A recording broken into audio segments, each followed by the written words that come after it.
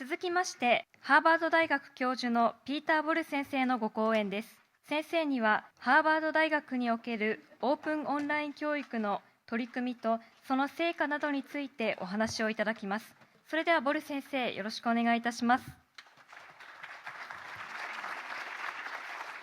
ハーバードオンライン教育についてお話しすることができ、大変喜ばしく思います。ただ、ずっと日本語を使っていませんでしたからので、ここから英語で話させていただきます。Okay, thank you very much for the invitation. I'm going to say a little bit about why Harvard is doing open online courses, why Harvard is doing Moocs. This is a very important moment in higher education. There's a global appetite for knowledge. Faculty are interested in teaching and learning. We have new enabling technologies. We have students that understand technology and can use it. We have economies of scale. We have new delivery models. Less than 10 years ago, in a Harvard dormitory room, Zuckerberg began to create Facebook. Today, 1/7 of the world is on Facebook. Things change quickly. Now, we distinguish in working on Harvard X between really three different issues. One is, what is the impact we're going to have on campus, right? And on our local teaching? The second is, what is the impact we're going to have on our community, both our regional community and our alumni? And the third is, what is the impact we can have on the world? Today, Harvard has only 24 courses in Harvard X on the edX platform, but we have over 1 million students registered. Harvard has been a pioneer in teaching and learning before today. In the 19th and early 20th centuries, it developed the case method for teaching law and teaching business. It was the first university to develop the method of electives, which allowed students to choose which courses they wanted to study. It has developed new modes of medical education, and recently a new mode of business education, the field system, the field program, where students go abroad and are immersed in a foreign culture to understand business opportunities. What, however, has Harvard actually done? Well, it's done two things. First, we invested $30 million, as did MIT, to create edX. edX is the platform. It's a non-for-profit company. That's the platform on which we offer courses, MITx courses, HarvardX courses, and all the other universities and NGOs that have used edX as a platform. Courses that you can go to and sign up for at the moment for free, but not forever. You can go to edX and you can find these courses and use that platform as a way of learning. Harvard is committed to creating 40 courses a year. Courses cost about $100,000 to $200,000 a piece. So this is 40 courses a year that we plan to do. And you can see some of those courses right here. We are committed not only to making all the courses of the liberal arts education available, but also courses from our professional schools, law, public health, business, divinity, engineering and applied sciences, government, education. But it's important to understand we are not interested only in science and technology. We are interested in the humanities and social sciences as well. A course on poetry is just as important to us as a course in computer science. Now, I was going to tell you at greater length what makes a HarvardX course different from traditional online learning. But you have already heard much of what I have to say. Clearly, we have a new format for delivering education. Short videos followed by frequent tests. We have new methods of assessment, automated assessment that gives students instant feedback. We have methods of peer-to-peer grading of papers, which, although not ideal, allows us to deal with large numbers. And these courses are massive, open, and free. Remember, traditional online education was education that cost money, sometimes $1,000, $2,000, even more. And it gave you college credit or university credit. I would think the biggest difference between Moocs and traditional online learning is not that it's for free, because it will not stay free forever. The real difference at the moment is it does not give credit. And that, for many people, is a problem. Now, why did Harvard do this? Drew Faust, the president of Harvard, made the argument that knowledge is the most important currency of the 21st century. She writes, "We live in an era in which knowledge is more vital than ever to nations, economies, and societies. Knowledge is, I often say, the most important currency of the 21st century, and universities are the places that, more than any other, generate and disseminate that knowledge." We took this step to create Moocs for various reasons. We wanted to experiment with learning. edX offers a platform that enables Harvard to improve teaching and learning on campus, to advance research on learning, and to expand access to knowledge. And it allows us to build partnerships with other universities like MIT and with members universities that belong to the edX consortium. But we also had, as a very important goal, a desire to improve teaching, right? To set new standards for teaching, both in terms of the videos, offering humanities courses, new tools for students, bringing faculty into new ways of teaching as well. We wanted to do research on how students learn. With 1 million students in HarvardX courses, we have the ability to do extensive research on student learning.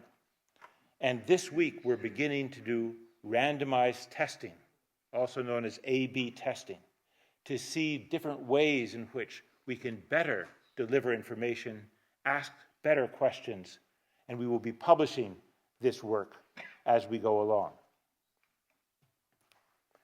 And above all, we've wanted to expand access.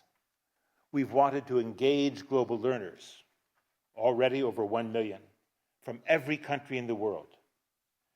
And our offerings are in breadth and in depth. 70% of our students are international.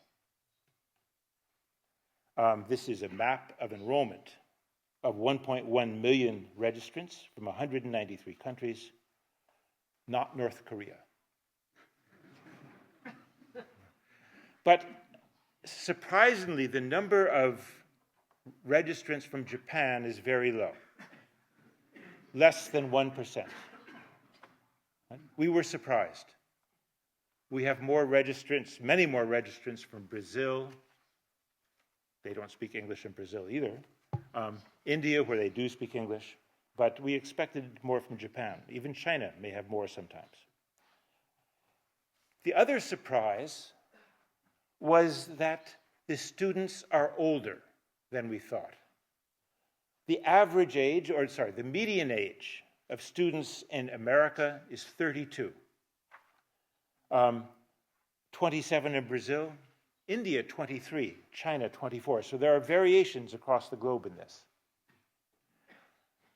Even more surprising was the fact, and you've already heard this from the previous speakers, that the vast majority of students are already graduates of college. 67 to 70% have a bachelor's degree, an MA degree, or a doctorate. Well, what have we learned by doing this? We've learned, for one thing, that a course is very, very expensive, and it consumes a great deal of time. Together with my colleague William Kirby, I teach a course on China's history, covering all of China's history, its literature, art, and philosophy. It is the longest MOOC that's ever been done. It lasts 15 months. And it's taken us 15 months to make, too. The other thing we learned is that in the humanities and social sciences, students want contact with the teaching staff. They feel that they are giving you their time. In our course, to do one module takes a student around 5 hours on average, so the students tell us. They're giving you their time, and they want you to respond to them. And the teaching staff wants to know the students. So the original model of a MOOC was that it would be fully automated. And once we made it, it would be hands-off. In the social sciences and humanities, this does not work. Students want to talk to teachers, and teachers want to talk to students. So every week, I do online office hours. And if you sign up for China X, you can see us do office hours and report on what students are saying. Students want community. They want to have forums where they can discuss together, and they want the teaching staff to participate in the forums. Very few students want a certificate of completion. 1% to 10%. Average is 5% of all the students who register want a certificate of completion. This puzzled us. It's not just that students quit very quickly. It's that they are picking and choosing things they want to see. One conclusion we reached from this is that perhaps the problem is that we are conceiving of our work as delivering courses. Perhaps that was a mistake on our part. Perhaps that's not the best way for students to learn. It may be for some subjects, for some things. But we're beginning to think now that it's more important to disassemble, to take apart a course and see it as a collection of independent modules that can be joined together in various ways, and that you can continuously add new modules. And what began as one course may turn into 10 or 15 very small courses or clusters of information. That it's important to turn the ability to choose back to the students. After all, if they have already graduated from college, they don't want to go back to college. They're done, but they want to learn still. We've also experimented with using new things to learn with, using rare books from the library, using 3D dimensional objects or 3D replicas of virtual replicas of objects in museums. And we start to see that as we create modules, we're also creating elements that can go into new kinds of electronic course packs. Now, in America, typically, at a place like Harvard, students might have a textbook, but the more important thing is the course pack, the collection of scholarly articles and book chapters that students are assigned to read during the course. We think that modules, learning elements, electronic learning elements, will become the course pack of the future. And we build tools. tools that we can use in the campus classroom as well, tools such as the interactive timeline or the kit that you can do to conduct experiments at home in a neuroscience course, or this, which my Center for Geographic Analysis made, right? The World Map platform. In this case, it's the disasters from 2011 in Tohoku, in the north. But it covers many, many maps of many parts of the world, right? And this, again, is something that we can fit into our system of Harvard X and edX. Now, the biggest challenge is how to figure out how we pay for this. Free is not a business model. Free is not a business model. If the government gives you money up front, if private foundations give you money up front, if your donors give you money up front, you still have to sustain it over time. Free is not a business model. Free is a very bad idea. I don't like free. But I like open. So how do we do something that maintains the great advantages of free, open and massive, while still having an ability to sustain this? So let's begin then with our fact that we have Harvard X modules and courses. Well, we can use those to teach at Harvard, and we do. We do something called flipping the classroom, where we use these materials in school. Those same materials can be licensed across the globe, not as courses necessarily, but as learning elements. The green is where the money comes. And we can take whole courses and license them to partner institutions. And we're beginning to do that, where they're translated into different languages. We can also take elements from Harvard courses, Harvard X courses, and send them to high schools for educational outreach. High schools have advanced placement and teacher training, and we can earn money there. Harvard graduates can be engaged in this. The graduate students become co-creators of courses, but the graduates of the university, the alumni, are a special audience. But then there are lots of people out there who are career changers, lifelong learners, professionals. They also are interested in this. Well, we can create custom programs for Harvard graduates and earn money. We can create various kinds of services for career changers and lifelong learners and professionals with verified certificates or light touch services or subscription. There were 10 million students for Moocs in 2013.